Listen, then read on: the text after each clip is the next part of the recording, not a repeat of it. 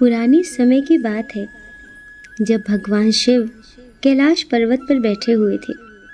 उसी समय माता पार्वती उनके पास आकर बड़े विनम्र स्वर में बोली, स्वामी, हमें कैलाश पर एक रसोई की आवश्यकता है। भगवान शिव शंकर ने मुस्कुराते हुए पार्वती को मना कर दिया और कहा, देवी, भोजन तो एक प्रकार की आसक्ति है और प्राणी मात्र को आसक्तियों का त्याग कर देना चाहिए। यही ब्रह्मा और विष्णु का कथन है और यह सच भी है कि भगवान ब्रह्मा ने ही माया की रचना की थी, परंतु ये शब्द माता पार्वती को अपमानजनक लगे और माता पार्वती क्रोधित हो गई, क्योंकि माता पार्वती लक्ष्मी और सरस्वती देवियों के साथ प्राणी मात्र के प्राणों का पालन करती हैं। माता पार्वती ने कहा, हे प्रभु, जब मेरी यहाँ कोई आवश्यकता ही नहीं है तो मैं यहाँ क्यों रुकूं? ऐसा कहकर माता पार्वती वहाँ से अंतर ध्यान हो गई। भगवान को उनकी कमी का एहसास होने लगा और इसी कारण भगवान फिर से समाधि में लीन हो गए। इधर सारे संसार में अन्न की कमी हो गई और तीनों लोकों में हाहाकार मच गया। समस्त देवतागण भगवान श्री गणेश को आगे करके भगवान शिव शंकर के पास पहुँचे।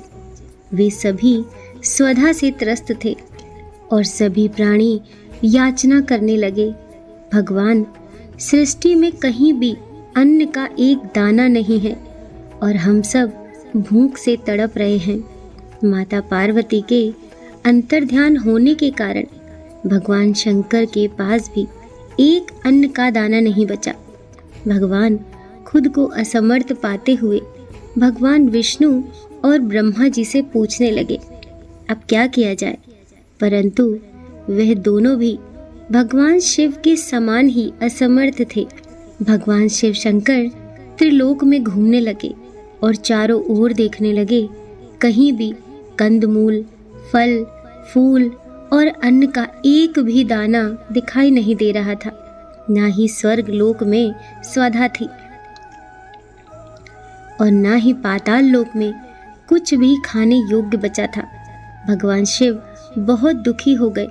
उन्हें समझ में आ गया कि त्रिलोक में भोजन का क्या महत्व है।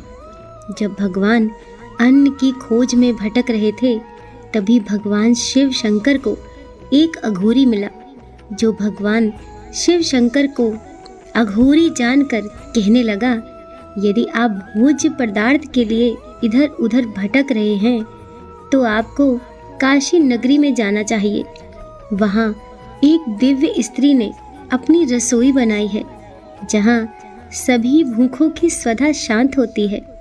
भगवान शिव ने काशी नगरी पहुंचकर देखा, यह रसोई तो माता पार्वती जी की है, जो स्वर्ण सिंहासन पर विराजमान है और तीनों लोकों में उनकी आभा जगमगा रही है।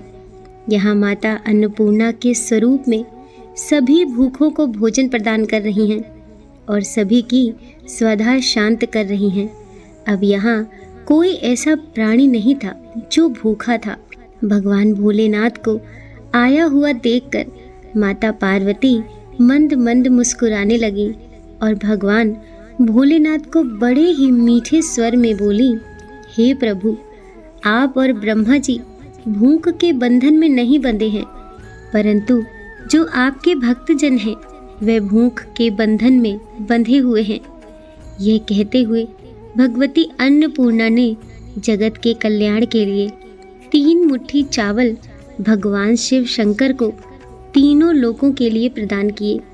भगवान शिव शंकर ने भी चावल ले जाकर जगत के पालनकर्ता भगवान विष्णु को तीनों लोकों में बांटने के लिए प्रदान किए और भगवान विष्णु ने त्रिलोक की स्वधा शांत करने के लिए ये चावल त्रिलोक में 3 भाग में बराबर बराबर बांट दिए।